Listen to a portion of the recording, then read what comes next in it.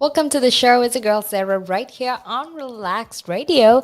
Now, I'm very, very excited to be here because I do have a lot of fun things to be sharing with you, right? Now, it's a beautiful Monday morning, and I am very, very excited to be here with you because I have a lot of interesting and fun things to be sharing with you.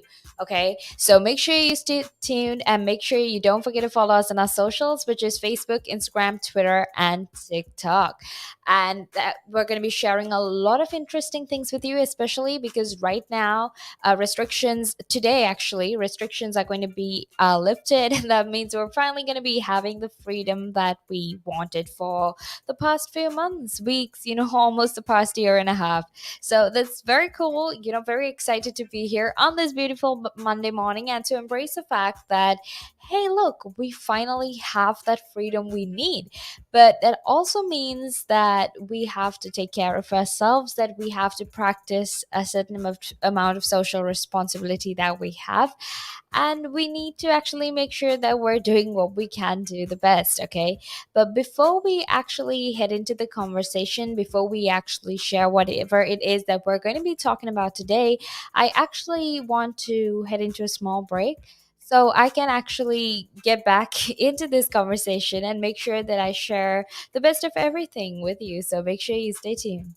The valuations that you place on an asset are always behind you. It's always in hindsight. It's never in front of you. And that's one of the challenges, right? Because you're always valuing what happened yesterday. And what you need is what's going to happen tomorrow.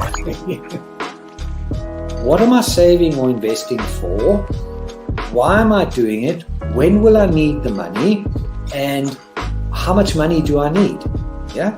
So that's quite important, because when you're looking at your net worth, you got to start with saying, well, what do I want my net worth to be, so that there's a goal, and then work backwards. How do I get there? And if I can start with £50 or $50 a week, if I save that every week, and you can go online and use calculators online. I don't have to teach you the maths behind it, but you can say, okay, and if I get a 3% return and I put this away for how long will it take to reach my goal? And that's called just this basic cash flow projection calculations. And it's what we use in financial planning all the time.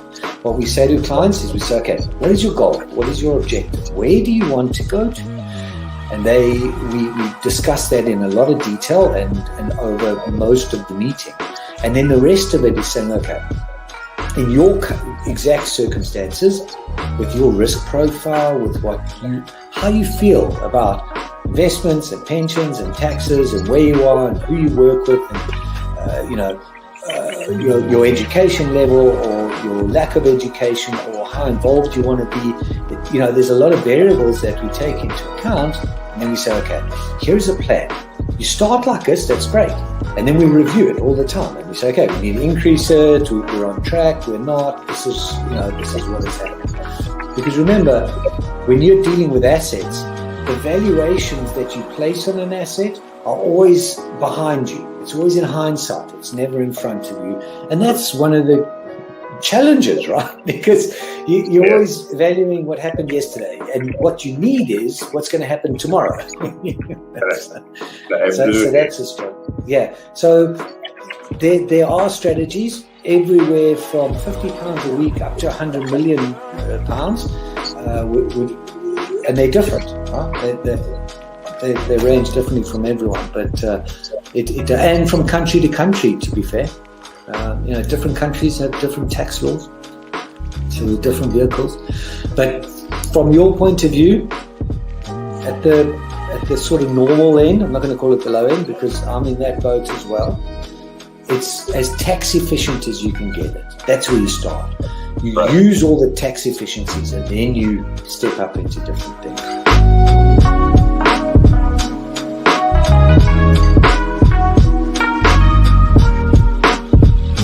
Again. But now, if you say to a child, if I went up to a child and said, you've had one to forget, God, there'd be an inquest.